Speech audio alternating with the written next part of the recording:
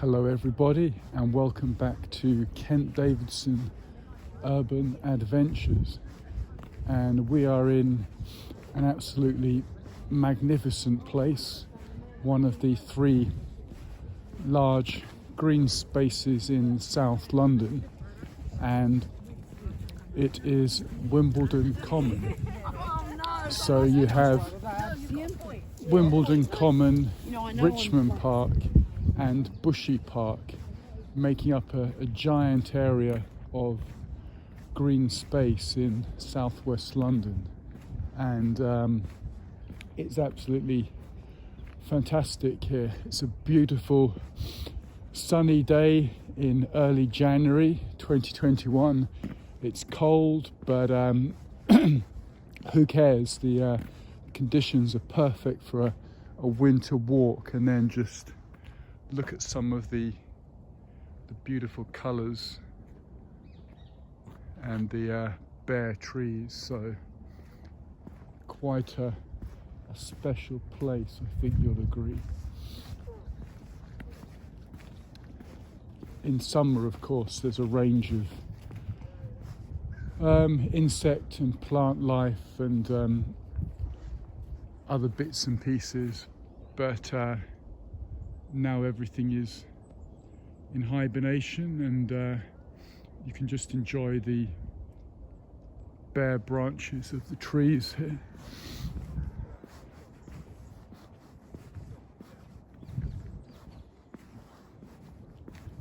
And of course all the ferns are now browned up and dormant until spring.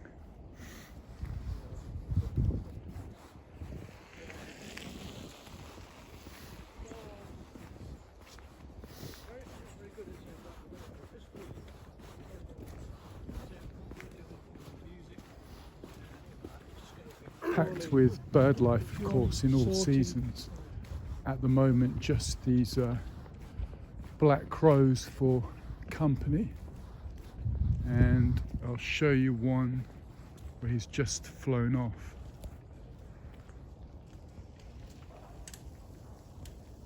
And just like that. Waiting for a call from him, but looks like he's staying silent for the moment.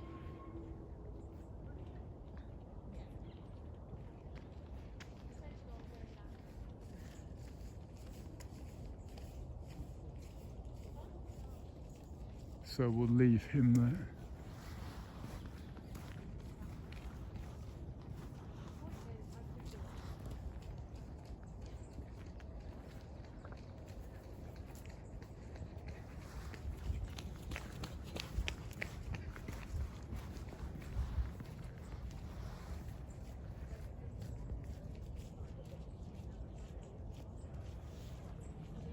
And his companion's a bit shy, hiding behind the tree there. Where are you going? Just there. Okay, let's do our walk. So I started off at the London Underground station of South Wimbledon and walked for about 15 minutes, got to Wimbledon town centre, and then another few minutes and ended up in Wimbledon village, which is an older part of the area, and it's a great place. In normal circumstances, there's several fantastic old pubs. There's some coffee houses, some pretty posh restaurants, boutiques, etc. So it's a great place, and I imagine in a normal year, in June, in the summer, it's a lot of al fresco dining and eating outside, and just very pleasant there. Showing you some of the paths. It's really much a mixed combination of woodland and open heath or common, and you have all of course these sort of gorse bushes, typical of the heath common land type environment. So excuse me, hadn't really got a plan for Wimbledon Common. Unfortunately, I left my map at home, so I'm just going to prowl about and try to get you some good footage of some of the different conditions here. We appear to be heading onto a golf course, and of course,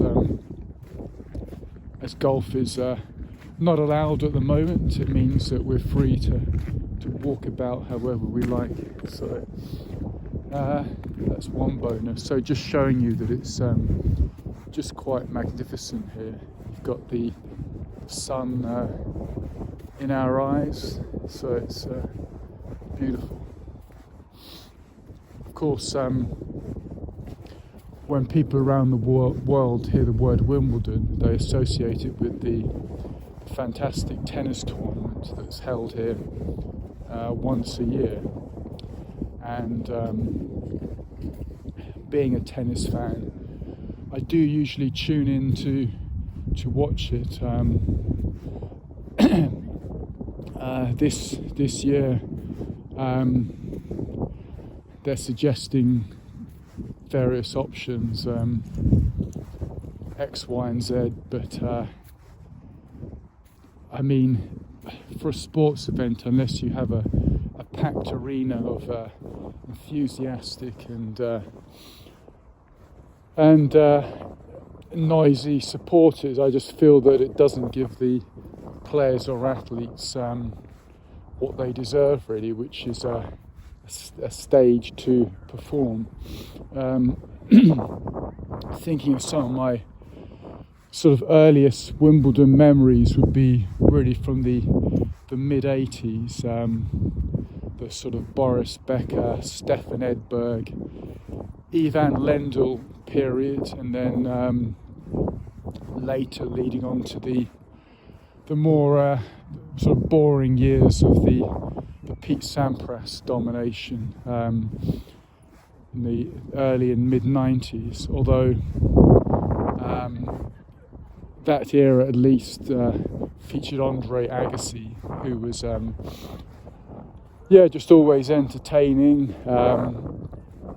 I mean, I don't know about you, but the style of tennis that I like to see is the long rallies from the back of the court,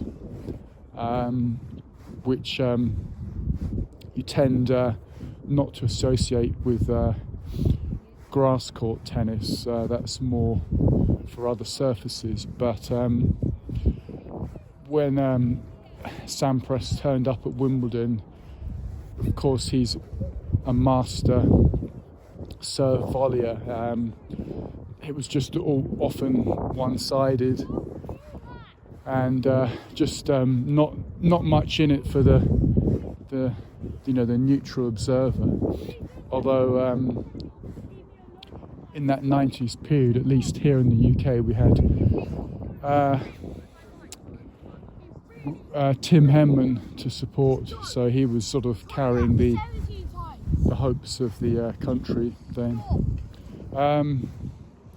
I mean, it's quite likely that my eyes will have glanced across television sets earlier than that, around 1978, 79, 1980 at the earliest, where I might have, my eyes might have seen the earlier greats, of course, Bjorn Borg, the great man Johnny Mac, John McEnroe, huge fan of his, and less so Jimmy Connors. but nothing has stayed in my memory. Had I have happened to catch a few minutes of those games, those matches, nothing has retained in my memory. So when people think of Wimbledon, that's really the association, the international tennis tournament. But there's a lot more to the area than the tennis championship, and I've been coming to southwest London for many years, initially because of the River Thames, although it gets narrower as you leave central London and as it starts to flow along southwest London. It's narrower than if you're on the east side of London, which is wider. But there's still plenty of interest on the Thames banks, both north and south. You have various number of sort of villages and towns that set up, and a number of attractive churches and buildings all along the banks of the Thames. Not sure where I'm heading now, just possibly I'll walk to the end here, see the view, and then we can maybe go back. Let's go through here. So where was I? So southwest London has the river, but also adjoining it are these three, as I mentioned before, fantastic, huge open green spaces, which they just don't get the international tourism that the more central so-called royal parks of central London do. And that's good as far as I'm concerned, because it keeps the places just a bit more pleasant. And just look across those beautiful lawns there of this golf course. So quite magnificent.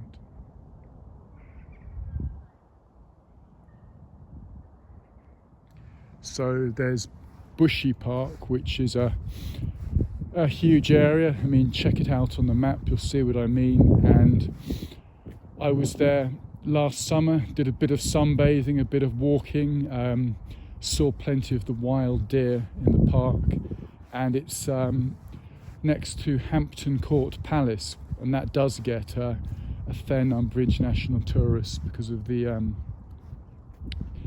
history and the magnificence of that. And have a look at that. So possibly the single only thing, in my view, to come out of the good thing to come out of the lockdown is the fact that these golf courses are available to be walked on, and it does touch on an issue, isn't it, that this beautiful rolling parkland is normally only ever available to fee-paying individuals who have some means. So it's the same case anywhere in the world you go. Majority of the public just can't afford to even if they were interested in golf, to pay the fees. I mean, both in the UK and America and across Europe, some of these golf courses are large and beautiful parkland places where they're just green lungs, aren't they? Green oases.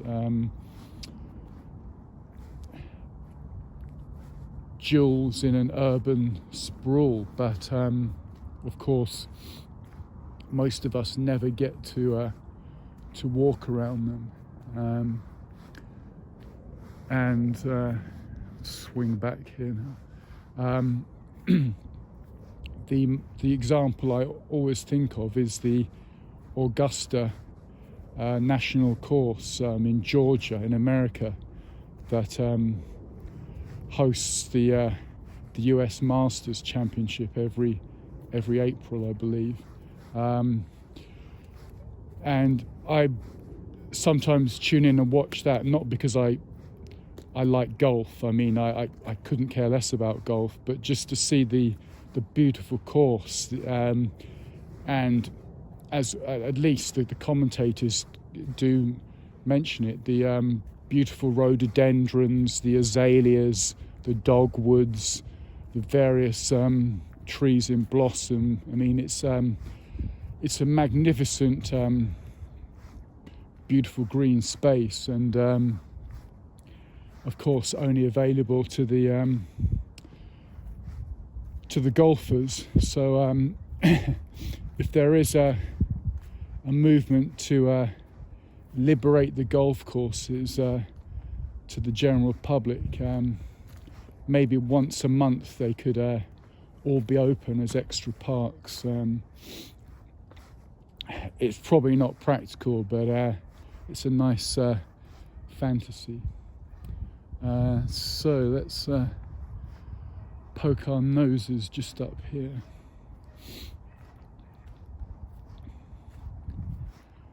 So I've touched on Bushy Park, Richmond Park, of course, of a similar size, and again, huge area, great for horse riding, for cycling, walking, summer picnics,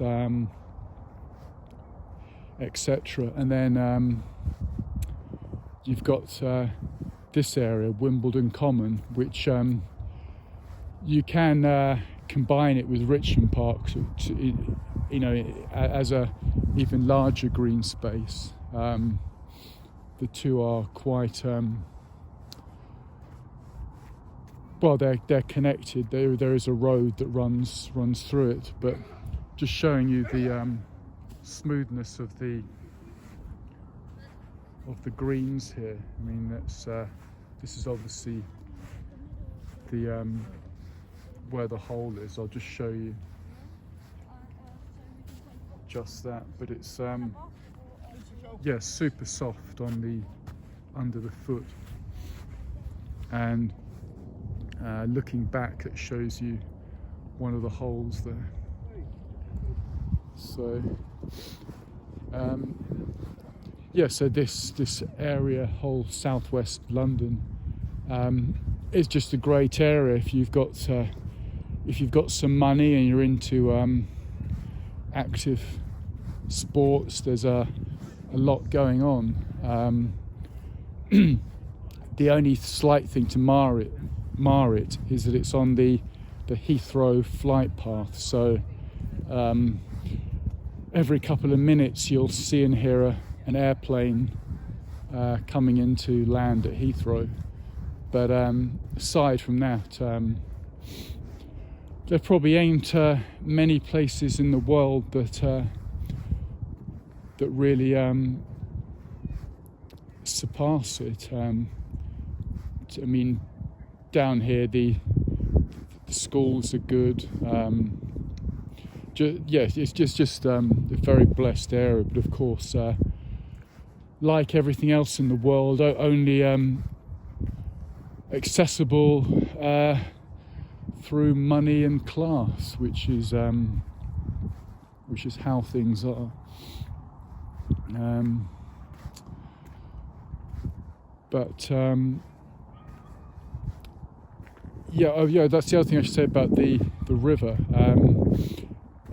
I did actually briefly take up rowing. I sort of temporarily joined a rowing club about 3 years ago, and that was great fun. Although I did get dumped into the river a couple of times, completely my own fault. I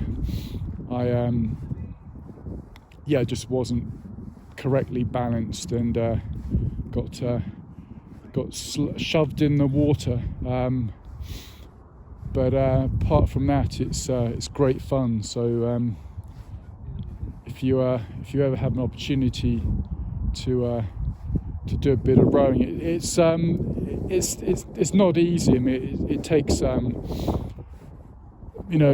quite a few weeks to sort of get comfortable and to sort of get a reasonable action going in.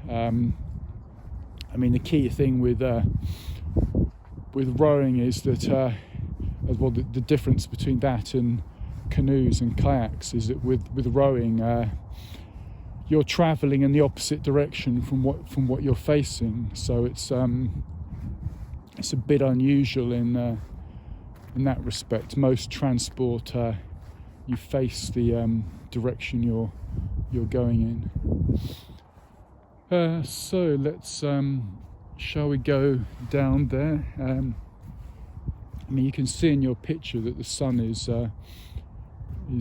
quite beautiful today. There's a good amount of warmth in it, unusual for January.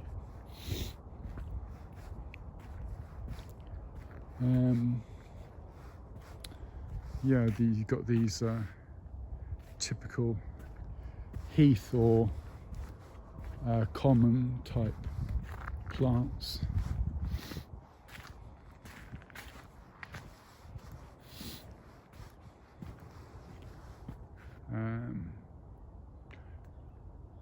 I'm afraid I can't tell you the name of it. It's a super common yellow flowering bush or shrub, but what it's called I cannot tell you.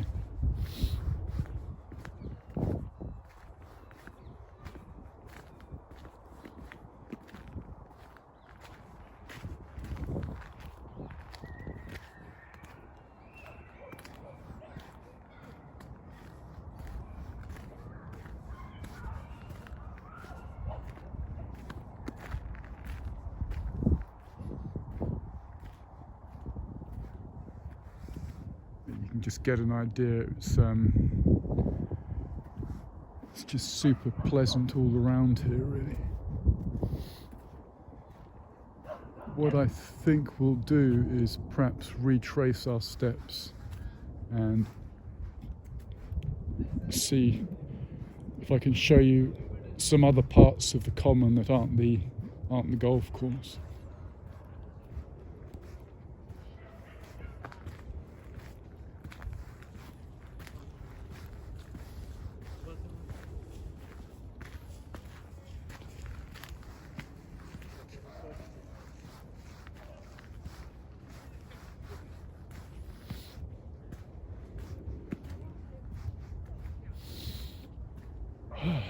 Love to breathe in the winter air, of course.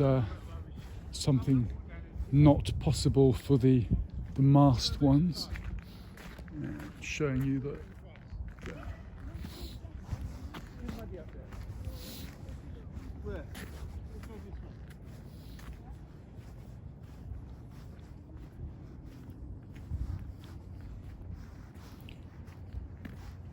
Of course, sport and exercise, in my opinion, essential for the individual. Particularly, I think if you're male, you have a lot of energy. It's got to get burned up. You've got to, tone up, get some muscles going, and I think. In the school system, it's so important if sport and fitness are encouraged. Of course, professional golfers have to be extremely fit, need strength and stamina, but for the amateur, less so. Of course, it seems to be the go-to activity for all retired athletes. So the ex-footballers will be out on the course, etc. To me, it still has the connotation of a sort of old farts game. It's the sort of perhaps stuffiness or snobbery that traditionally went with a private club membership doesn't appeal to me. So I'm not going to be joining any golf club at any point in my life. But it's great for being outdoors in the fresh air, in the sunshine. And on the matters of health, it's so strange, isn't it? I mean, you see the British Secretary of State for Health stand at the dispatch box, and I mean, I may have missed it, but there's never anything about exercise said. I mean, perhaps I've missed it, but I mean, it's such a crucial thing. But do you ever hear him talk about exercise? Do you ever hear him talk about nutrition? Again, I've not missed it. Well, I mean, if he has, I must have missed it. But I can't recall ever hearing him talk about nutrition or the vital importance of vitamin D and sunlight. I did see one session in which he was saying that studies into the significance of a vitamin D supplement were inconclusive. And again, you got the impression that it was something that wasn't of urgency to the government. But I mean, to me, being in the sunlight, in the daylight, is just so important. In the summer, I have my shirt off. I want to get a decent colour going. I want the vitamin D. Skin cancer, well, I mean, obviously you don't want to get sunburned. I mean, protect yourself from that. But I mean, our bodies have to be used up, don't they? I mean, they're there to serve us in this physical three-dimensional world that we're living in. So one is going to be exposed to the elements if one is outside. You could be into sailing, you could be into surfing, you could be into rock climbing, hill walking, long distance cycling, but you're going to get the sun in your eyes, the sun on your face, yeah, I mean, you can cream up, you can put all the SPF factors on, but ultimately your skin will meet the sun, and it's going to do some damage, some aging damage, but at the same time, it's a life well lived, isn't it? I mean, who wants to be some pasty, flabby guy with his arse on his desk for a whole life in an office? I mean, okay, so you won't get skin cancer, but you're going to get a whole lot of other complications, problems caused by a sedentary life. So my advice is get fit, work out, get outside, exercise, get in the sun. Even better, swimming. If you can swim in the sea, in the ocean, that's fantastic. Just, I mean, I'm talking really here to the guys. Women's health is important, and I think it should be a woman to address that. There's there's two genders as far as I'm concerned, and they each have or they each require particular routines to maintain an optimum lifestyle. So the Secretary of State for Health never or rarely mentions exercise, never or rarely mentions nutrition. It's, what can I say? Is it odd? Is it worrying? I mean, is our health policy just pop some pills and take your injections? I mean, what kind of a holistic approach is that to life? It's all pretty shabby as far as I'm concerned, and just showing you there what I meant about the Heathrow flight path. You just perhaps caught that plane over there.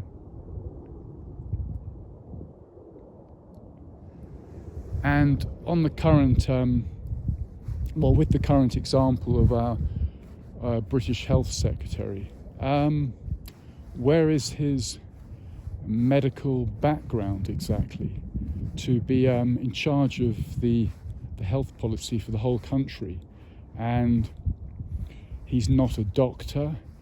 He never was a doctor. As far as I know, his background was in banking, was in economics. So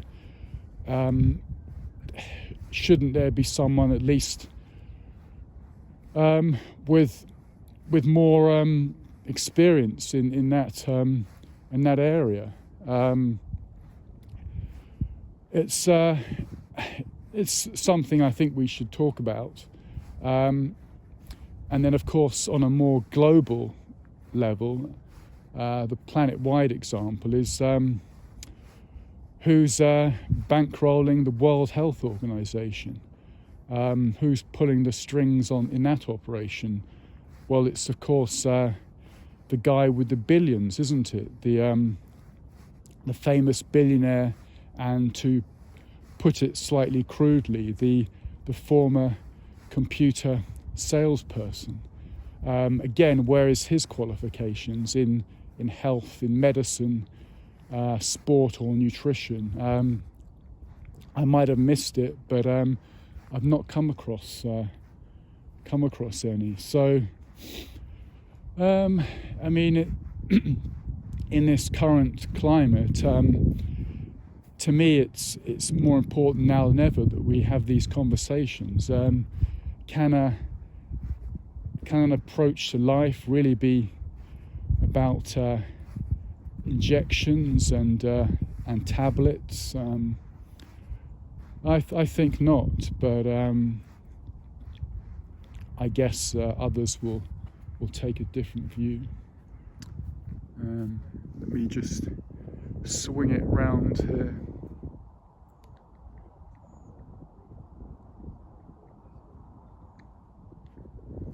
So I think I'll leave it at that. Going to try and find another part of the common to continue. So I'll sign off now.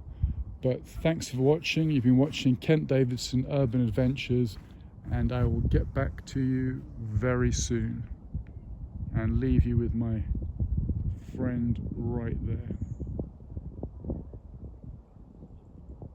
Bye for now.